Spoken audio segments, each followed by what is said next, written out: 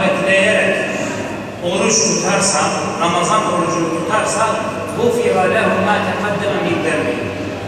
Bugünden itibaren çocuk, genç, yaşlı, ihtiyar, hem kendi evimizdeki, ailemizdeki çoluk çocuğumuza hem de abilerimize, ablalarımıza, etrafımızda kimler varsa oruç tutmalarını tavsiye edelim.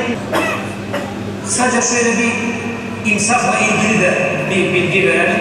Malumunuz sabahleyin 10 dakika önce salah okunuyor. Bu salahın anlamı şu: ey Müslümanlar, niyet ettim Allah rızası için 2 rekat teravih namazı kılmaya uydum, hazır olan imama. Bilmeyen olursa gene gelip bize sorabilir. Kısacası teravih inşallah bu şekilde. Niyetlerinizi zarar gelmesin inşallah.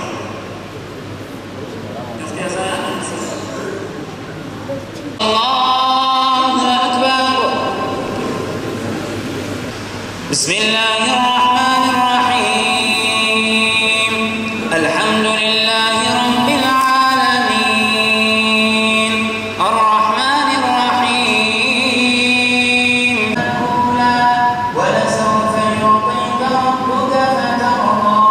Elem yecidke yetimen fe'ava. Allahu Ekber. Semi'allahu limen hamiden. Allahu Ekber. Allahu Ekber.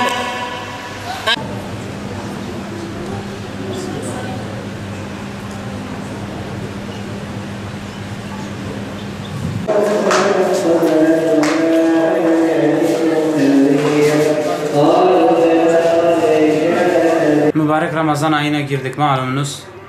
Teravihimizi de kıldık. Teravihte de Müslümanlar, müminler hepsi camilere koştular.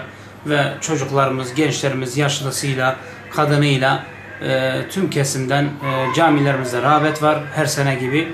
Bu sene de Ramazan-ı Şerif'in inşallah İslam alemine ve şu anda bulunduğumuz coğrafyada, Orta Doğu'da akan kana İnşallah durmasına vesile olur.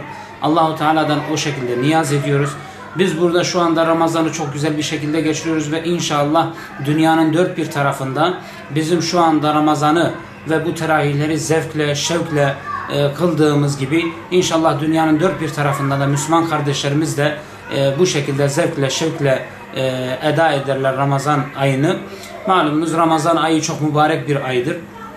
Allah Celle Celaluhu bu ayı özellikle Müslümanlara has kılmış ve bu ayda oruç tutuyoruz.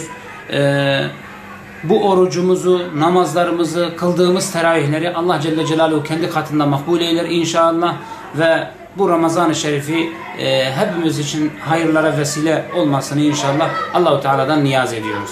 Ben buraya namaz kılmak için geldim, oruç tutmak için ve buraya ibadet etmek için geldim. Namaz kılacağım, oruç tutacağım, ibadet edeceğim, dua edeceğim.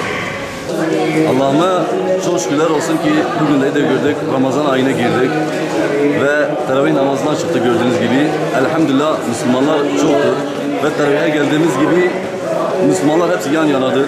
Yani kardeş olmasını istiyoruz, daha güzel bir Ramazan olmasını istiyoruz. Elhamdülillah gördüğünüz gibi maşallah kalabalıktır. Ramazan geldi işte namazları kılmaya başladık. Teravih namazlarına gidiyoruz. Tüm çocuklarla beraber gidiyoruz. Tüm namazlarımızı kılıyoruz. Allah'a çok şükür. Nasıl, güzel mi? Ne güzeldir abi. Çok güzeldir. Herkesin gelmesini tavsiye ediyorum.